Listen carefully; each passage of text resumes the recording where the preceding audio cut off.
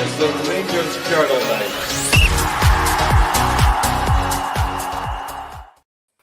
Evening, everybody, and welcome to the Rangers Journal podcast. My name's Scott Mackay. I'm your host for this evening. This is brought to you in association with Manon Inverclyde, soon to be known as the Anchor during its rebranding. Firstly, I've been joined by a mixed panel tonight. Ben, how you doing, mate? Scott, I'm good, pal. How you doing, mate? All right? Aye, not bad. Can't complain, mate. Nobody listens. Steph, making your second appearance. How are you, bud? Yeah, buzzing the second time round, so let's do it. Good to have you back. Good to have you back. We're waiting on Ryan, but I don't know what he's doing. Nobody ever does know what Ryan's doing. Ben, what's Ryan doing? Probably staring into darkness, mate. Forgetting he's got things today. Farming up revs. Aye, probably that as well.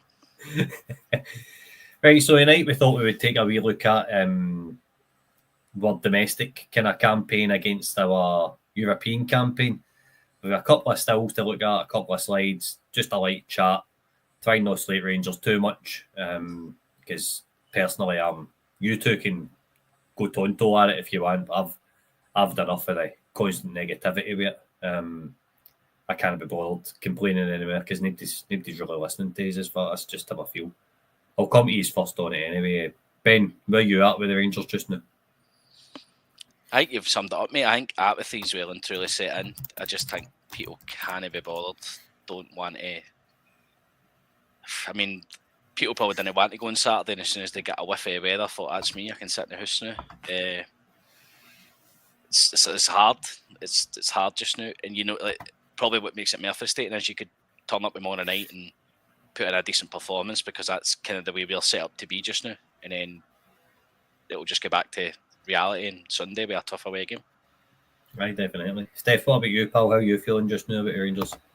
Yeah, you're just kind of numb. You're numb now, aren't you? That's you're just numb to it. You don't really expect anything from the team. Then if they win, it's a bonus. If they lose, it's that's expected. If it's a draw and it's a crap performance, again, you're just waiting on the next bad thing happening. So yeah, numb. Fair enough. I thought of the atmosphere in the stadium, even at full time on Saturday, there wasn't even many boos about coming out. It just seems quite dire, to be honest. Ryan, how are you, pal? Sorry for being late, guys. Take my plenty after. I'm good, mate. How's everybody else? Are we all right? Aye, not bad, pal. Not bad. But how are you feeling about your Rangers just now? Terrible. Absolutely terrible now, mate. It's not, Scott. It's hard to get yourself up for it now. Do you know what I mean? It's meant to be a part of your week where you're looking forward to, especially when there's midweekers on. So I mean, you might get a wee buzz about you. Don't get me wrong, you get a wee bit more of a buzz about the European games than you will domestically right now. But I think we'll do all right. And we're in it surprisingly a bit. It's league-wise and things like that. We're just we're playing friendlies now. I know. Well, if a quick look at my European campaign and my kind of style of play.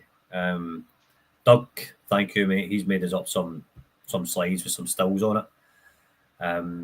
So it's not domestic box. This is a European game against Olympiacos. As you can see, there's 3 players still in their own half, and there's space in behind for Dessers to go on. Ben will quickly pull up the Dundee United one. So this is your comparison. This is what you're playing against, and this is why. As you can see there's all 10 outfield players are still well in their own half, and there's very little space. Whereas compared to Olympiacos, one passing you're in behind. Ben, what's wrong domestically just now in terms of how? Try to think of how I'm going to word this here, but how do you compare the two? I just think teams obviously know if they want to come to Ibrox or even at their place for 90 minutes and want to go toe-to-toe with us, they'll get beat because our budgets are better, players should be better, and we should have a better manager with a better tactic or a way to break teams down. So you can't really blame teams too much. What I've noticed this season is even though teams are setting up like that, I feel as if teams are trying to get after us a lot more when we've got a ball at the back because they know we don't have probably a lot of pace to get out of press, and then at the same time, if a team gets the ball and we're trying to play high, they'll happily go over the top. I mean, it's probably been our Achilles heel balls over the top or crosses into a box, because even that goal for Dundee United on Saturday wasn't like a cross foot wide, it was for pretty much the central area of your pitch. The boys whipped the ball in for. Aye, definitely. Steph, how do we seem to enjoy playing in Europe more than what we do we're in league? We're in leagues with bread and butter. I know. I think there seems to be a sort of air of freedom about them when they play in Europe. It's like, there's, I don't know, it's almost like a free hit, but it's also one of these things where it's the biggest stage. Other teams are looking at them. There's a couple of the players have not kind of minced their words about, basically using Rangers as a stepping stone to get elsewhere. I think it was Raskin's first interview when he said his aspirations is to go to Chelsea. So I think it's the flexibility in the game, the degree of freedom and the free hit side of it. I think in the SPL, because there's such a bit of a, or SPFL I should say, because there's such a, I'm not diminishing the league, try not to diminish the league, but there's such a lack of technical ability, but what they're very good at is structural approach. So whereas in Europe they have all the innovation and the creativity throughout the teams, and they've got pace and all that they just don't have that in the SPFL. So the only way to try and break it is to do the low blocks. There's just no fear in Europe from bigger teams than that with bigger budgets. So yeah, but it still remains the fact that he won't change the system for domestic league, even though it is a completely different game for us. But hey ho. I know, pal. I know. Brian, as you can see here, I can't mind if this is Dessler's goal or not, but it's a simple ball through for Czerny. He's got all space to run into. And then you look here, and Czerny's not in a similar position. Well, he is. I suppose he's just past the halfway line. And Danilo is trying to make a run. How bad's that? In comparison, mate, I try. What everybody's saying is like it's the low blocks and it's the way teams are setting up against Rangers as well. So in Europe, there is the free hit, there is that aspect of there's a little bit less pressure. But I think if you look at that setup there with Dundee United, we should still have enough about us to dismantle Dundee United at Ibrox 3-4-0. I know they've got that low block, but it wouldn't stop Celtic doing it. Do you know what I mean? It's not. We've got to find ways of doing it.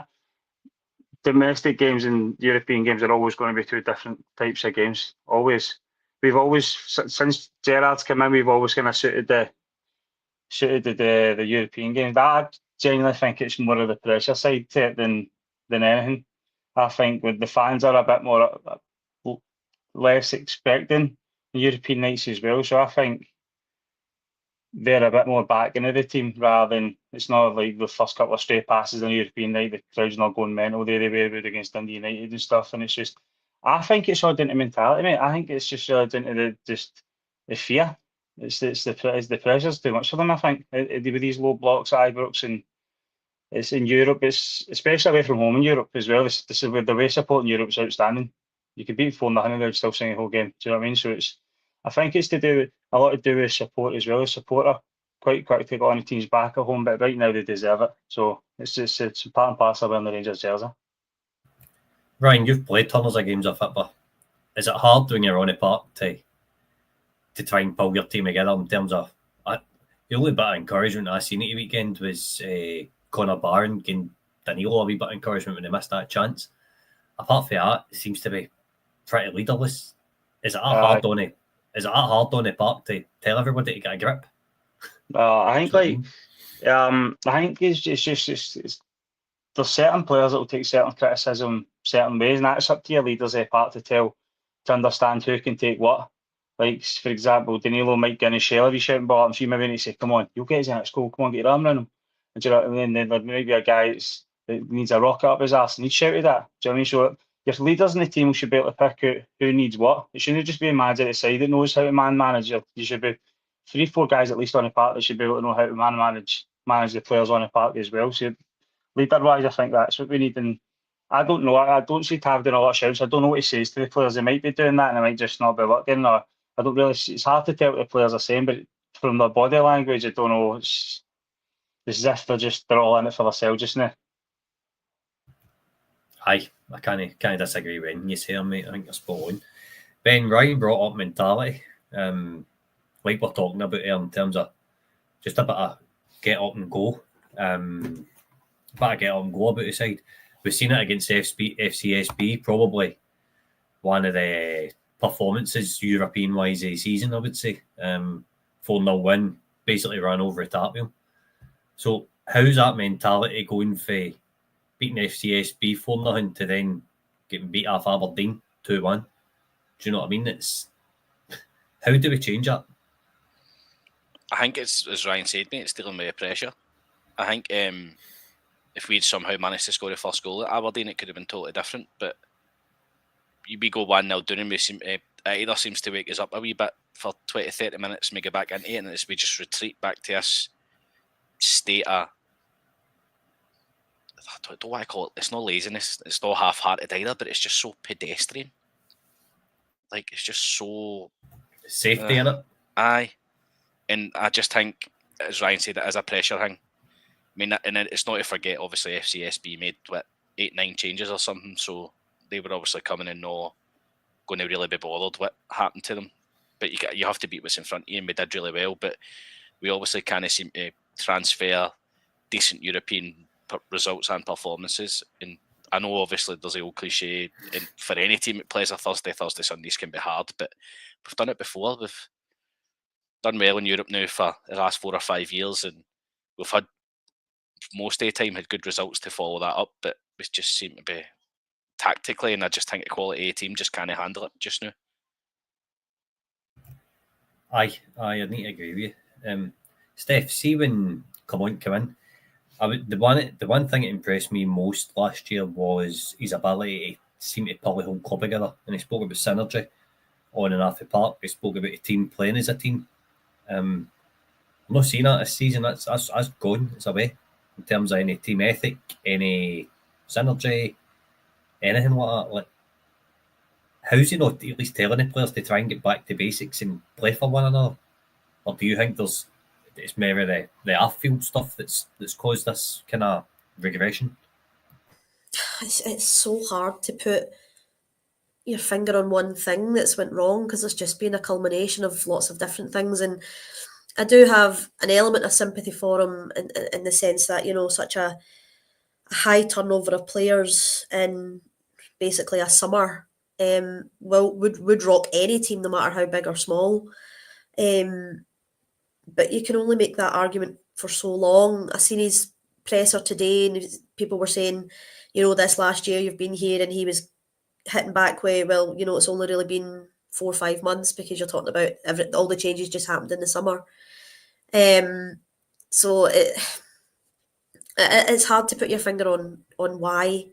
I think last season there was something to play for. We got ourselves right back in that title race until it went wrong. This season we've just got off to the worst start that we could have, and yourselves when you're in work, when your head's down, it's hard to get out of that. And I think especially when you've got a team full of people that he's pulled from different countries, and bargain basement signings from all over the back ends of the world, these people are going to feel it a lot more than somebody coming for the league. So we obviously don't help ourselves by getting on the players' backs during games, but also they don't help themselves by playing so poorly. So I really don't know what it is. It's just a collection of lots of little things, Aye, I know what you mean. I'm just sitting looking at what kind of results just now. Ryan, I'll come back to you. We beat Malmo 2-0. We beat Hibs 1-0. I think we were lucky to win that game. We get beat 4-1 off of Leon, beat St Johnstone, and then get beat off of Kilmarnock. How do we go about getting a wee bit of consistency on the park? Like, how does Clement get his team back to basics? I think they just kind of. I think he needs to change it up. To be honest, mate, I think it's the same guys that are out there every week. It's the same guys that's kind of doing them a turn one week and letting them down the next week. And it's fair dues. It's some weeks the players are playing well, and I wouldn't even say that they've really played well, but they're getting them results, and he's rewarding them by keeping them in the team. Then they let them down again, and it's kind of he's not got a lot of options. But I don't think like personnel wise, like other than probably Hadji and Danilo. But I think they should have been anything a little bit quicker. I think it's took a lot. I know Hadji get his suspension and stuff like that, but I thought Hadji could have kind of get through and got more minutes than what he's had so far. He was playing regular for the B team. It's the same kind of. It's the same players he's putting out every week, so it's like it's not hard for the opposition to study Rangers and study how they're going to play, who they're going to play. How did this team get a result against Rangers? Like for example, Kilmarnock, how they get a result against Rangers? So we'll try and base our game on Kilmarnock, or it's just there's no variety in the starting 11. It's just the same guys every week, and it's ultimately going to cost him his job, I think. I think we're just kicking the can down the road. That's all we're doing just now, as far as I'm concerned. It's just a waiting game. Ben, what would you do tomorrow night going into a game? If there's any changes to be made, if you come on, what would you do? I think the problem is, mate, our squad domestically is not great, but our squad for the European squad's worse due to the kind of restrictions of who you can play and who you can't play and who's in the squad and who's out of the squad. He's obviously left Neil and Hadji out of squads because of their situations at the time it had to get put in. I think tomorrow night you've just got to look at your previous 2 European away games. You've got to look at Malmo and you've got to look at Olympiacos and just ask for Mary the same. Maybe you just need to try and take another chance. And Greece take another chance in Malmo. You could argue we should have took more chances than what we did because we should have won about 6-0, I think. But in terms of just tomorrow night on its own, I think you just need to look at your last 2 away games. Obviously, Nice, I think domestically they're going quite well. They've not lost since September, but in Europe they are near the bottom. I'm sure haven't won a game.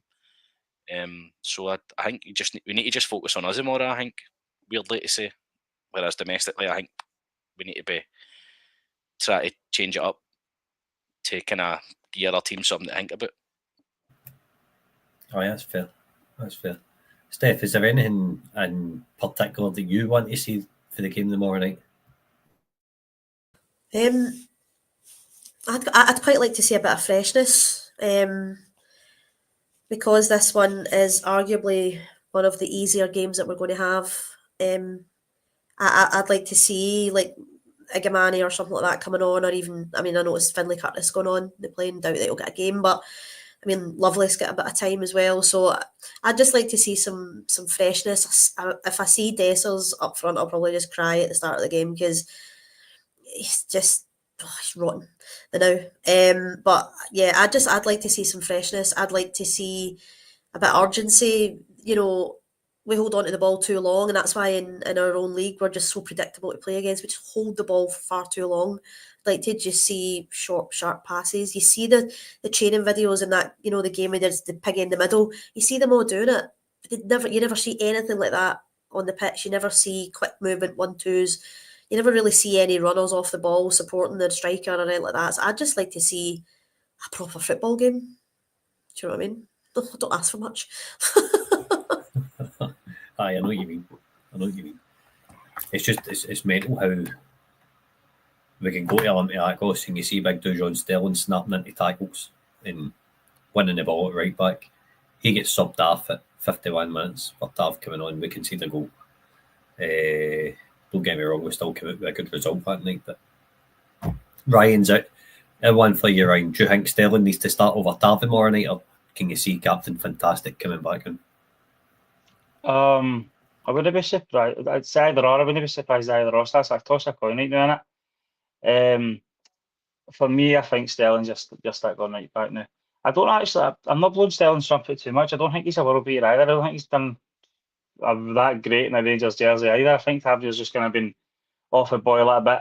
I think you get that of players. So the player that's on the bench and waiting in the wings, they sometimes become a better player because the guy that's playing ahead of them having a torrid time. And I don't know if Sterling's ultimately the long-term answer either, but I would probably go with Sterling tomorrow. It's a lot to do with energy in Europe as well. I don't really know much about Nice. I don't know how. I think like in Europe especially, we can get hurt out in the wide areas, and Taverniers kind of leaves us exposed that way. So I would probably go with Sterling, and I think he might go with Sterling, but it's a kind of flip of a coin with the two of them just in it. I know. Ben, on to midfield 3. Do you want Raskin, Diamondi, and Barron to continue the partnership, the flat three, or the double pivot and one in front, or whatever you want to call it? I think it's our strongest three just now. I don't think Diamandi's covered his selling glory, to be honest. And I know people are arguing, is that his position? Should you need to have a midfield position to be good? But it probably is our strongest three just now, because I'm sure I seen somebody said today, he said that he's having to play Barami on the left just now. He's having to do that, so he's probably going to start on the left tomorrow. Probably that kind of midfield five, including the two wide players, is probably going to pick itself. Diamandi gives you energy. I would love to see it as a flat three. I think if you had Raskin sitting Barron to the right side and Diamandi to the left side, it would, like the way Gerrard used to do the Jack Kamara Davis, Jack Kamara Aribo, kind of something like that, it would probably be night and day, because I think that's what Diamandi's used to, playing off a kind of left side of our midfield where he was in Denmark. So, but it probably will be the pivot with Diamandi in front. Aye, more likely.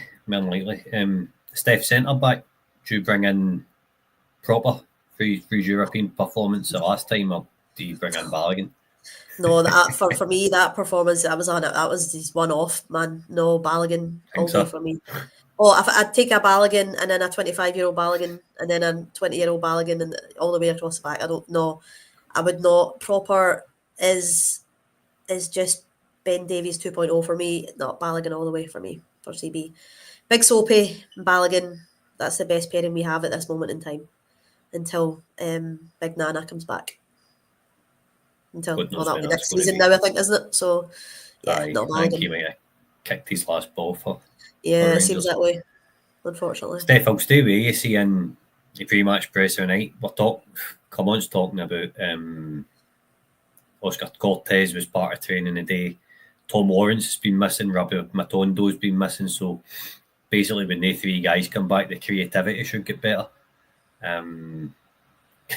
What's your thoughts on that? On paper, yeah, it does. He's got a point, but Matondo flashes of greatness, but not consistent enough. Cortez was the one that everyone was so excited about, but he's built like chocolate. So, he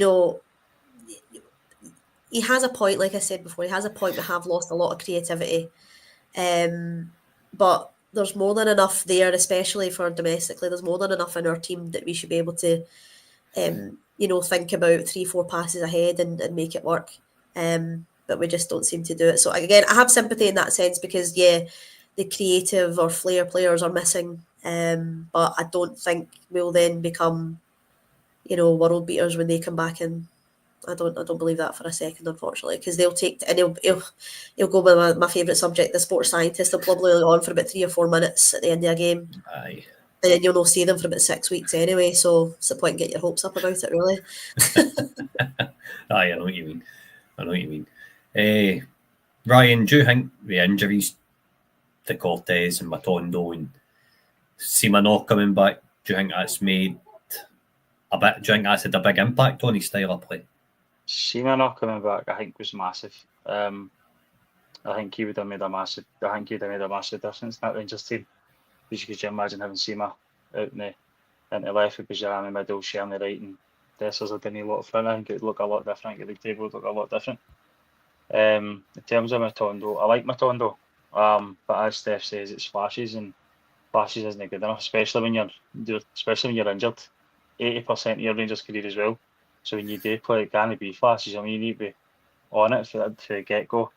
Cortez are still I just don't have the seen enough of him. I don't think you even know what I'm going to think of his future if he does stay fit. You see flashes again. It's just, but we should have enough domestic left to beat Dundee United, beat anybody really. That's 3 players that have been injured. That's 3 players. The two Matondo and Cortez. They've been injured the whole season. So we should have found a way to work without them being in, if that was the case. Especially when Seema's not been playing for us since last January as well. Do you know what I mean? But Seema would have made a massive difference. Scott, if he came back, I think that would have gave us a wee boost, definitely. I think Champions League football had a lot to do with Seema because That kilt is the dead. timing I he's think he was move. singing, I think he was singing fire. I think the timing he's move was waiting on us getting past Kiev, and then you've got £5 million sitting there. I think it's. I think that's something that's not helped come on. To be honest, is the whole Hampden debacle and whatever else. Ben Finlay Curtis scored again for a B team last night. He's travelled with the squad tomorrow night. What was your opinion on getting him some minutes? Like, why not? Do you know what I mean? I think that's it, mate. Why not? But I think the bigger issue is why they're not getting minutes domestically. I mean, he's Lovelace got 20 minutes against, was it FCSB? Cole McKinnon came on against Benfica last season away in a knockout game. So it seems to be domestic. I know obviously they have to. That you can get more B team players on the bench, and you can kind of might be able to use them, and you can throw them on. But domestically, and Lovelace was due to come on to Pittodrie and end up not coming on, didn't he? He was stripped at one point. I'm sure I seen the telly, and he never came on. So I think domestically we're just crying out maybe for somebody to just a couple of boys to play with no fear. That's what they always say about young players. They no fear. They've got nothing to lose. So I think domestically, boys scored a lot of goals. I think the problem with the youth players isn't it's not their fault. Is they're not playing competitive games every week. So are they getting looked at as you're playing glorified friendlies? I don't care if you score 60 goals. Is that how they're getting viewed? I know. Which isn't their fault because the boy came for amateur, I believe, and he's again as you said he's banged in 60 goals in the last year.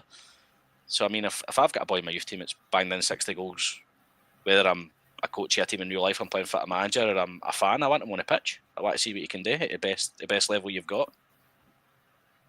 I know, mate. I know. So I would like to see isn't going. Oh, you go. Oh, you go. You like to see it? Cool.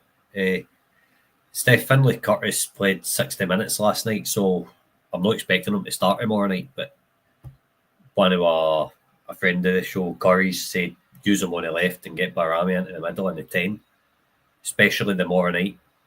I think that would work personally.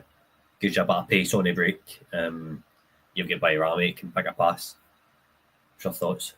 Yeah, no, I mean definitely it's. I mean, Barami's the enigma for me because, you know, when he was coming in and before he had actually signed, when you were getting all these, you know, Albanian reporters and fans and all that coming to say your superhero's here, you know, he's going to save you, Glasgow Rangers and all this kind of stuff. And again, to be honest, in flashes, he's had a couple of good touches, couple of good runs. But he's getting wasted on that side, even though he can play there. And I know he plays there on the left wing on occasion for Albania as well. But if he comes in and he says, I'm a 10, play him as a 10. Like, there has to be somebody else that can play on the left to get the best out of this guy who has probably the highest pedigree out of the whole squad. And yet we're not utilising him in his best position. That it baffles me. It absolutely baffles me.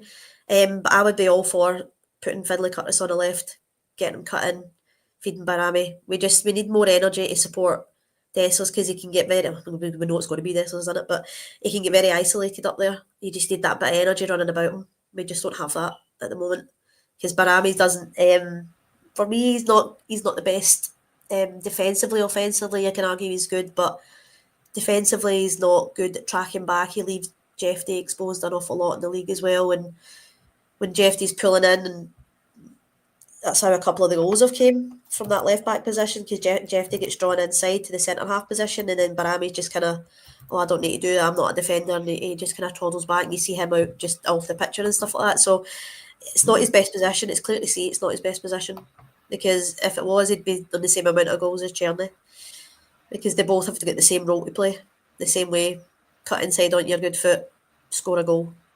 You can tell that he's set up to have his wingers score goals, not have his wingers hit the byline, cut it back for a striker. He's set them up to come inside onto their good foot, and he's not doing that well enough for me. He's not scoring enough goals or making enough opportunities. See if you look at it, but Steph, you've got like Bayrami, Hadji, Danilo, Dessers when he's playing semi-decent, Czerny. You've got all these guys, then if you mix it in with Finlay Curtis, I mean, what else has a young boy got to do? Apart from score 60 goals over 2 years to get into 18. you've got options there. Cortez, when he comes back, Matondo can date domestically. We've seen it against Ross County on occasion. What I'm saying is, I don't think it's as bad as what we actually think in terms of ability on the park. I think it's come on. It's not using it properly. Am I right? Absolutely, they're not. I don't see them all as bad players. They're just in a system that doesn't work to push them to the best of their ability. And if you're a manager with a new squad, as he keeps saying, then play to their strengths. Don't make them try and bend and flex when some of them just clearly just don't understand the system. It's very clear they just don't get it. They don't get it because that's been 4 months or something like that. They just don't get it. Play to their strengths because at the end of the day, you're going to kill their confidence every single game they get beat or they get lose or they get booed. It's killing their confidence. Play to their strengths. We've pumped Jack Butland into our level. So he was outstanding last season. He's a shadow to keep everybody busy. Yep. Fall for grace. Ryan, where you at on Finlay Curtis? Because what else, as just says to Steph, what else is a young boy got to do apart from score 56 or 55 to 60 goals in the B team to get a game? Do you know what I mean? What else? What type of situation does he need to be in to actually play? Do you know what I mean? It's especially when the team's not firing off cylinders, Scott. Like, I think I put it in the chat the other week. I don't know how it looks now. Probably not going to better. I think it's only scored one since then. But I counted 4 or 5 teams, maybe more, that scored more than us in the league or the same. Do you know what I mean? So it's not as if we're smashing the goals in, as if the strikers are. Obviously, the Dessers under a lot of pressure by supporters, by media, and it's just his overall play hasn't been great either. You could give him a buy if he was bringing that people into the game and stuff like that, and he's running channels, and he doesn't do that either. I've not seen that boy Curtis pick a ball, so I can only go by his stats. But I think his stats speak for themselves. I think they speak loud and clear. Rangers, for whatever reason, we don't do it. We don't bring youngsters through because if we're scared to. But right now we've got nothing to lose. There's nobody really doing anything spectacular right now. I agree with Steph. We've not got a bad team here. It's not bad players. The system just isn't. The system's terrible. We're too narrow. I don't know if that boy can play out in the wing or whatever. But it's just I think there's the left hand side's killing us with Bajrami there. So I think that's a big problem. But with the boy, so if Curtis could play there as well. But I wouldn't. At the same time, I don't know if can he play left wing? Has he played that position before or? He plays anywhere across the front three. Does he? Right. So that's like, so you don't want to bring him in and start playing positions he's not comfortable with and ruin his own. But definitely, if that boy's capable of playing left wing, he's scoring 60 goals. Come on. Do you know what I mean? Give him a chance. It's just the same guys going out there every week, letting you down one week. And I just think the manager's been quite stubborn just now. And as I said earlier, I think it's ultimately going to cost him his job. But it's the same. It's just a reoccurring theme when they manager it because he leaves a football club in it. It's their own stubborn decisions that cost him in the end. But I don't know what he was like with youth players in Belgium or Monaco or anything. I don't know if he was good at bringing guys through or whatever. But it seems to be a Rangers thing, not just a Clermont thing. For some reason we don't bring any players through. It's a conveyor belt across the city for years, and we bring one out every 10 years. Do you know what I mean? It's mental. Aye, definitely. Ben, I want to touch upon corners because when Clement came in, he says he loved scoring for corners, so he didn't want somebody coming in and taking that job off him. But it's not his job to score for corners anymore. It's his job to set them up. Do you think if with a set piece specialist in, things might not be as bad as what it is? To me, it's about changing the narrative. It's about if you're 1-0 up against Dundee United at the weekend, say, and then somebody comes out and scores. John Souttar scores a header early doors, second half, it's a completely different game, and you sit back down in your seat and you calm down. And how are we not even getting that basic right? You know what I mean? Do you think a set piece specialist that could have made a difference to this season?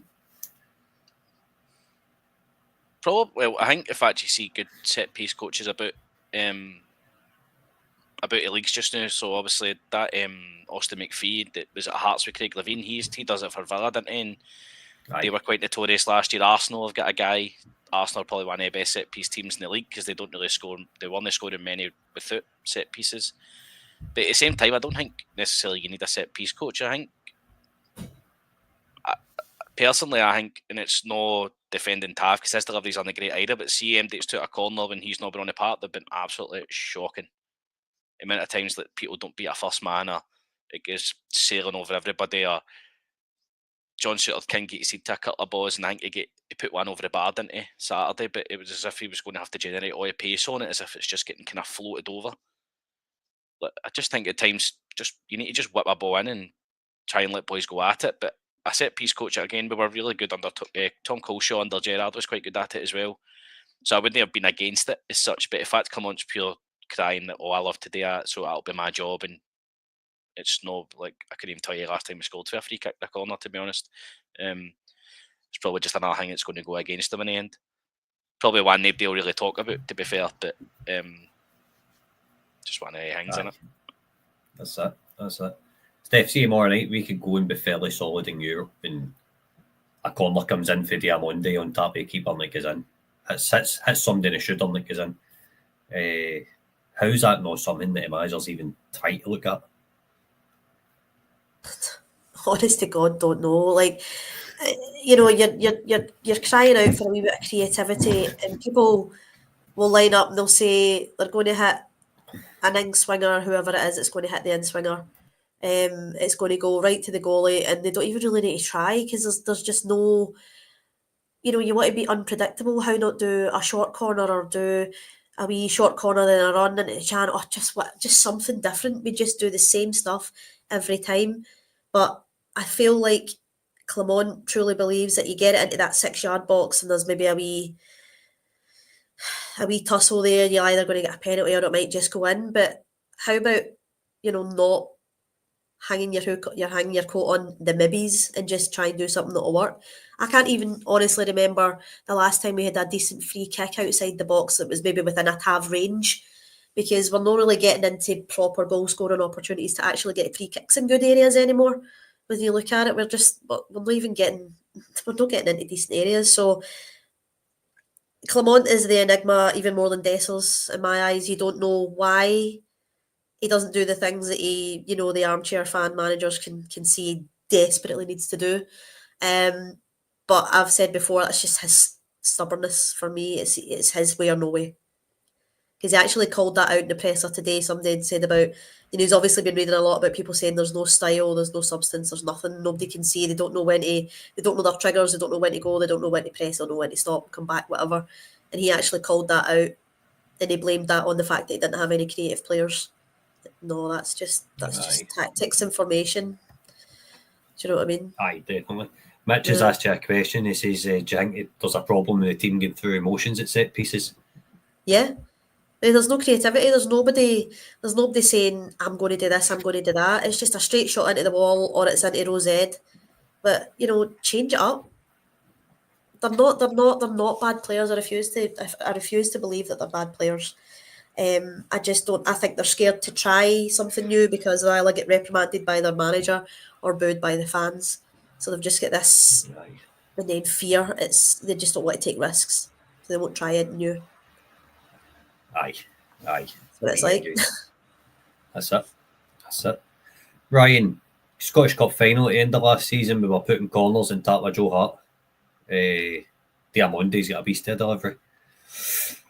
How's that not something that we're going ahead with when we see my scored for that corner and we could have been 1-0 up and it was wrongly disallowed and all that kind of stuff, but how's that not even a tool that a manager can see? If we can see it, how can he not? It's just amateur football, Scottish, with the corners. There's no coordination, there's nothing about it. It's just as if we're just like whoever's closest to obviously Taffet's or corners, and there's other guys hitting corners. It's just there's nothing about it. I was on the pod with Andrew. I know Andrew's taking the pod earlier. I'm not sure who else was on, but we're talking about defenders. None of the defenders have got a goal. Taverniers got one goal. So you've not even. So there's got to be something that can be done. And Steph says you're not even taking short corners or trying that, but then mixing it up.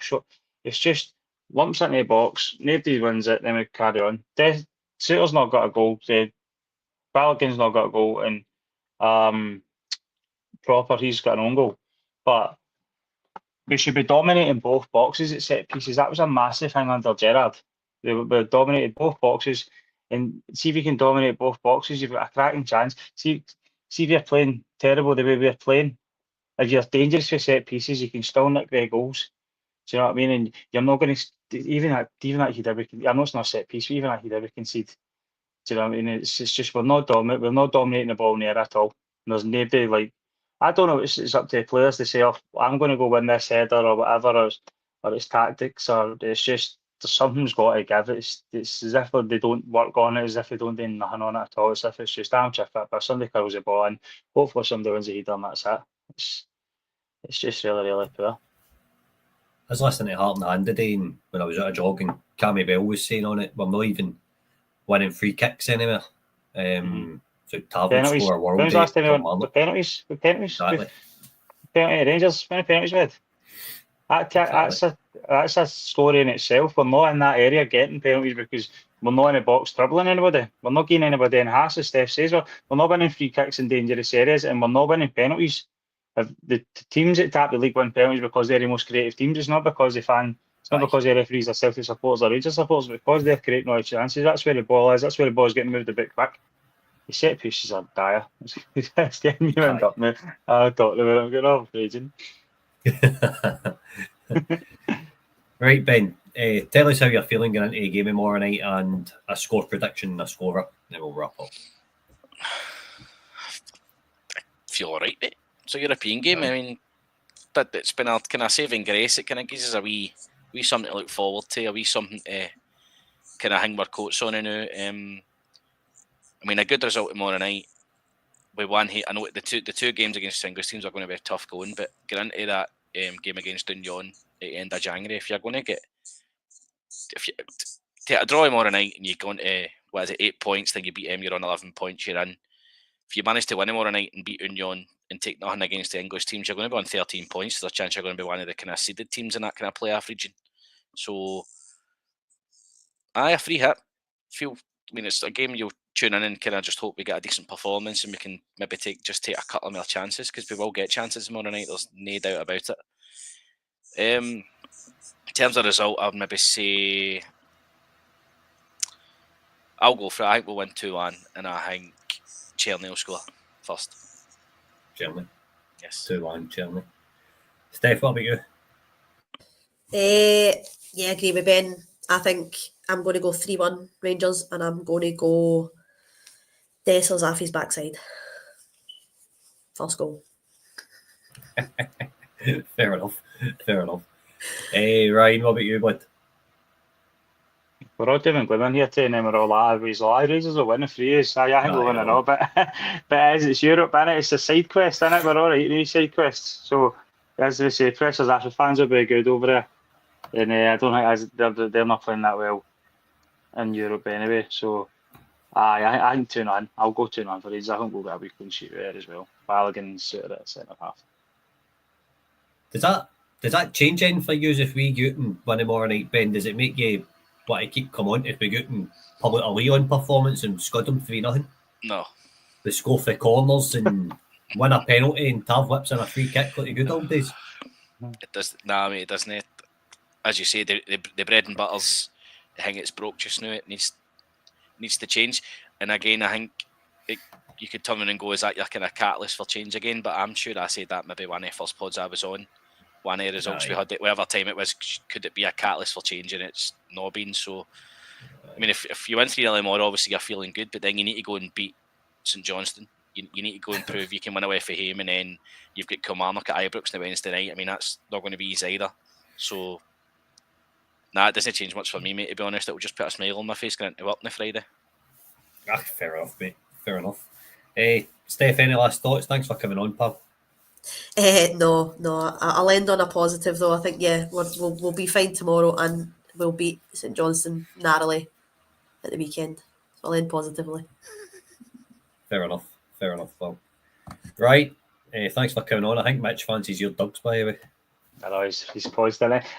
People are talking serious. Steph said something else again. Steph said something and I busted laughing at, but Mitch had said, and I'm like, man, Steph's probably think I'm laughing at what she's saying, but I keep reading his things about my dogs right there, and I keep busting out laughing for you talking. I'm loud, like, don't laughing at you, and they're all serious, raging about Rangers, and I'm laughing at them. Every 2 minutes. See, the thing is, I've not got to tell him I've only got one dog. I don't know why I keep saying dogs. He keeps going on about these 2 dogs. I've only got one dog. But I've not got to tell him, but that's him. He knows now anyway, unless he's saying that. Superb, man. Go see, I'll bring mine if he wants me, but it's only got 3 legs, so I don't know if he's got a wee agenda against it. Doesn't mention it at all. Oh, Christ, man. Christ. Boys, something else. Right, well, cheers for coming on, folks. Hopefully we do go and get 3 points tomorrow night and put this Europa League group to bed. Not even sorry, your dog's got a shadow and I've got specs on. I ain't bother much. My dog's the size of 2 dogs, to be fair. Fat dog Mendoza, man. It's not the size of his cat, man. You got a big fat cat, is it? Like Garfield, is it? Aye, it's ginger too. Right, anyway, enough talking about Mitch's pets. Everybody, thank you for joining. Please hit the like and subscribe button. We'll be back with pre-match thoughts tomorrow night and a post-match reaction. Win, lose or draw. So turn the notification bell on for that and we'll see you soon. Cheers. Whatever.